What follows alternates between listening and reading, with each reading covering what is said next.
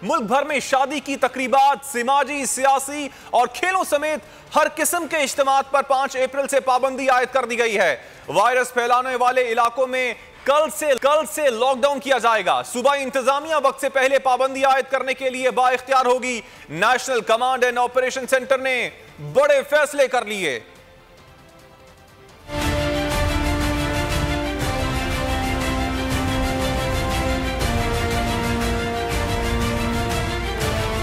Corona virus का तेज तरीन फैलाव, पाबंदियां, लॉकडाउन और बंदिशें। वफाकी वजीर असद उमर की ज़ेर सदारत national command and operation centre का खुसूसी इजलास हुआ। चारों सूबों के चीफ सेक्रेटरीज ने बजरिया वीडियो लिंक शिरकत की। इजलास में SOPs पर अमल दरामद यकीनी बनाने के हवाले से अहम फैसले किए गए। कल से वायरस फैलाव वाले इलाकों में लॉकडाउन किया जाएगा। NCOC सूबों को ताज़ा हॉटस्पॉट्स के नक्शे फराहम करेगा। 5 अप्रैल से इंडोर और आउटडोर शादी की तकरीबात पर मुकम्मल पाबंदी होगी। किसी किस्म के समाजी, सियासी, खेलों के इज्तिमात नहीं किए जा सकेंगे। ट्रांसपोर्ट पर पाबंदी के हवाले से हतमी फैसला सूबों की डाटा की बुनियाद पर किया जाएगा। इंतजामिया वक्त से पहले पाबंदी आयद करने के लिए बाइख्तियार होगी।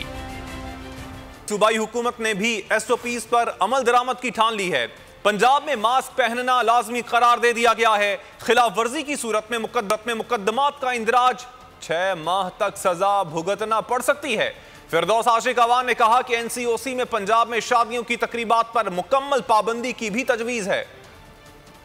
जो कोरोना की सूरत हाल है वो इंतहाई तशवीशनाक है। 2 अहम शहर हमारे जो हैं गुजरात और गुजरांवाला की जो सूरत हाल है, वहाँ बेड की जो ऑक्सीजन बेड हैं उनकी जो ऑक्यूपेंसी है गुजरात में 98% है और गुजरांवाला में 85% है।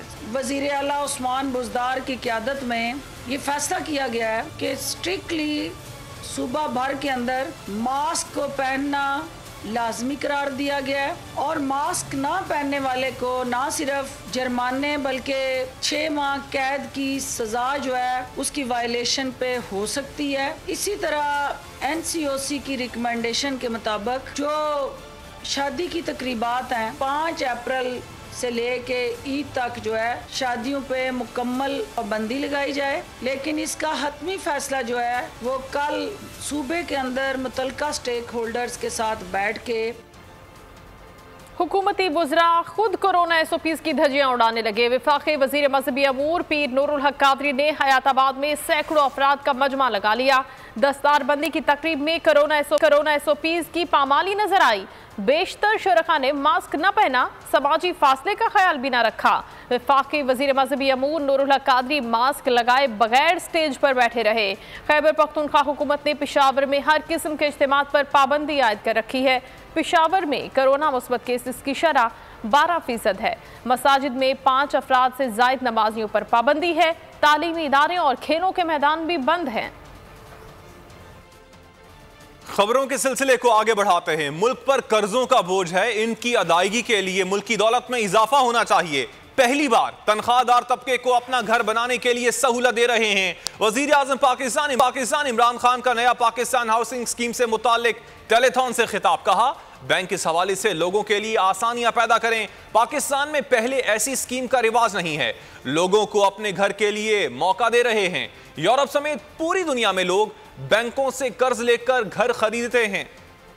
रहनुमा नून लीग अमीर मकाम कहते हैं, यूसुफ रजा गिलानी का सेनेट इलेक्शन में हमने भरपूर साथ दिया। उन्हें अगर अपोजिशन लीडर बनने की ख्वाहिश थी तो उसके लिए भी नवाज शरीफ से बात कर लेते। बाप पार्टी के साथ इत्तेहाद का मतलब क्या है, इसका जवाब दें।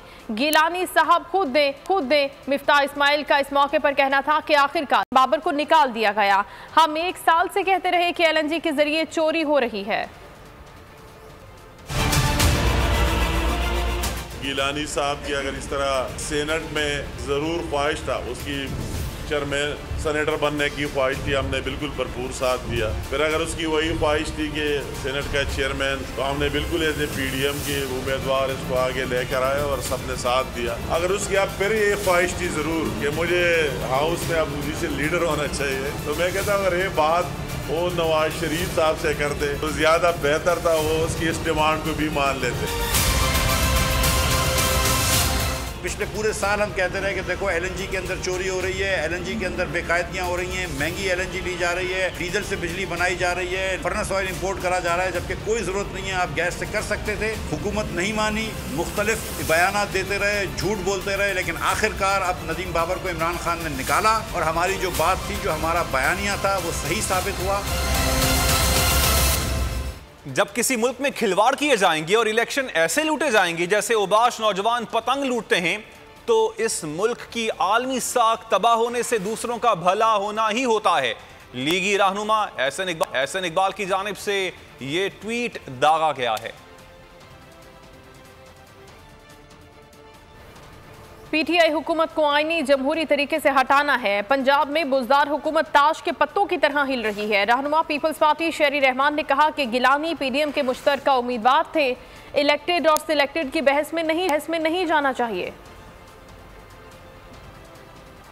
जिसका आईनी जमहूरी और रिवायती हक बनता है, अब वो अगर छोटा ओहदा है तो फिर क्यों उस पर इतनी हरधर्मी थी? अगर वो आपको वोट देने का ये ट्रेड था तो बताते हमें। वो कैंडिडेट ढूंढ रहे थे जो हरा सके चेयरमैन बिलावल की बुर्दबारी के मुताबिक पार्लियामान के अंदर, और हुकूमत की जो टांगे हिली हैं उस दिन से पहला कील उनके ताबूत में लग गया। हमने हमेशा ये कहा है कि पार्लियामान में जो जायज़ जमहूरी आईनी रास्ता है उसे पहले उसको एग्जॉस्ट करें। हमारा सीसी का मौक़िफ़ आपके सामने शफाफ था कि देखिए हम इस्तीफ़ों की सियासत में यकीन नहीं रखते, लेकिन अगर ऐसा है कि ये एटम बॉम्ब इस्तेमाल करना है तो उस पर हम डिस्कस कर सकते हैं। मगर इस वक्त हम जो समझते हैं कि पार्लियामान के अंदर इनके इतने कदम हिले हुए हैं, जैसे पंजाब में बुजदार गवर्नमेंट तो बिल्कुल जैसे कहते हैं ना हिल रही है, ताश के पत्तों के घर की तरह हिल रही है, तो उसको तो आप ज़्यादा फूंक देंगे तो वो गिर जाएगी। अब ये तो नहीं करें ना कि अब फलां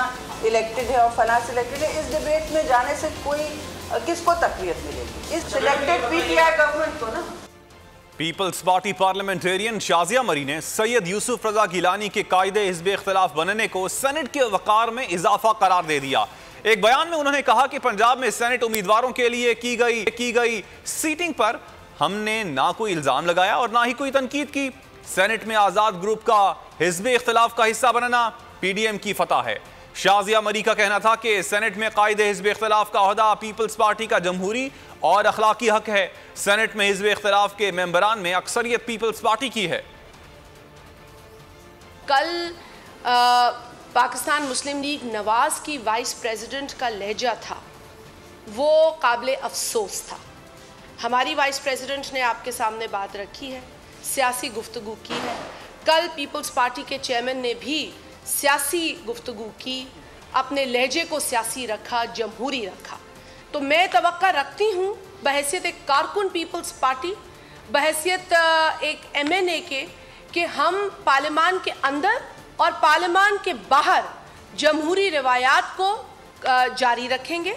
हमसे माफ़ियों की बात ना की जाए, हमारे पास बहुत लंबी फहरिस्त है। हमें तो एक उस माफ़ी का भी इंतज़ार है जो आज तक मांगी नहीं गई और जिससे कि पाकिस्तान का वो नुकसान हुआ जिसकी आज भी हम भरपाई नहीं कर पाए हैं। जिस शख्स को आपने मशावरत के बगैर लीडर ऑफ अपोजिशन नामजद किया, उसके साथ हमारे भी कुछ रंजिशें जुड़ी हुई थी, और अगर हम वहाँ बैठकर सब कुछ अच्छा अच्छा कह देते हैं तो पीछे जो हमारे कारकुन हैं ना वो हमें नहीं छोड़ते, और जिसका जिक्र कल बिलावल भुट्टो जरदारी साहब ने किया। जाली राजकुमारी अक्सर आर और पार का जिक्र करती रही हैं। जरदारी ने घर का छोड़ा है ना घाट का। बिलावल आर, मरियम पार, मौलाना खार और इमरान खान उनके सरों पर सवार हो गए हैं। मुआविन खुसूसी फिरदौस आशिकावान का लफ्जी वार। बोली आसिफ जरदारी ने बता दिया कि सियासत कोई बच्चों का खेल नहीं, पीडीएम एक मुर्दा घोड़ा है। अवाम चाहते हैं कि आपके जिले सुबहानी अहलो अयाल समेत आकर कानून का सामना करें। पीडीएम की इस वक्त जो खींचातानी है और रस्साकशी है, और जिस तरह से ये अब जो है टोला जो एक पीडीएम की शक्ल में मुर्दा घोड़े की शक्ल इख्तियार कर चुका है, उस मुर्दा घोड़े ने अब एक ऐसे सरकश घोड़े की शक्ल इख्तियार कर ली है जिसका सवार जो है उसको वो गिरा के बेसिमत दौड़ रहा है और जाली राजकुमारी के हाथ में उसकी लगामें हैं। जाली राजकुमारी, आप ये मान लें आसिफ अली जरदारी ने आपको एक स्मार्ट मूव के जरिए ना घर का छोड़ा ना घाट का, और आपको ये बताया कि ये जो सियासत होती है वो बच्चों का खेल नहीं होता। अवाम ये चाहते हैं कि आपके ज़िले सुबहानी अपने अहलो याल समेत पाकिस्तान आए और यहाँ कानून का सामना करें, अदालतों का सामना करें। सियासत बीमार कैसे हो गई? सरगर्मियों ने थका दिया या इत्तेहादी की चाल ने सदमा पहुंचा दिया? मौलाना फजलुर रहमान और मरियम नवाज की बैक वक्त बीमारी ने हालात हाजरा को खबरों के लिए एक नया पिंडोरा बॉक्स खोल दिया। तफसीलात के लिए ये रिपोर्ट देखिए।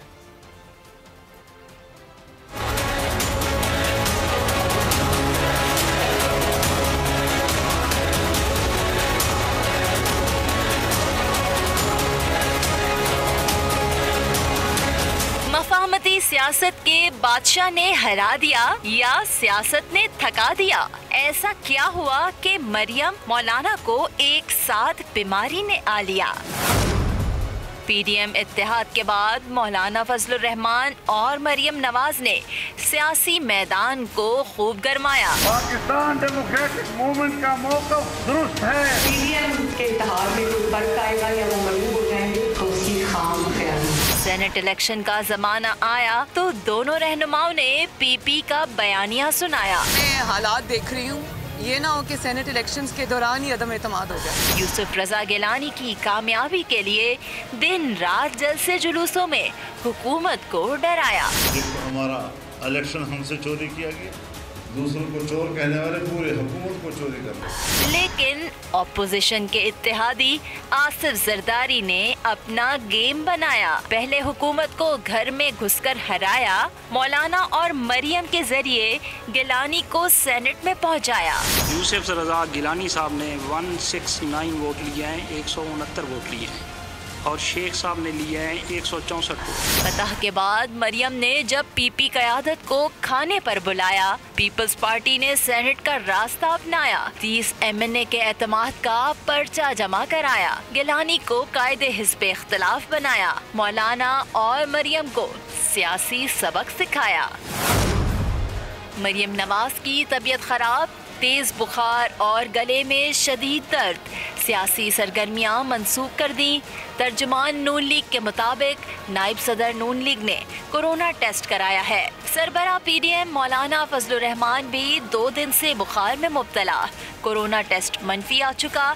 डॉक्टरों का मौलाना को मुकम्मल आराम का मशवरा।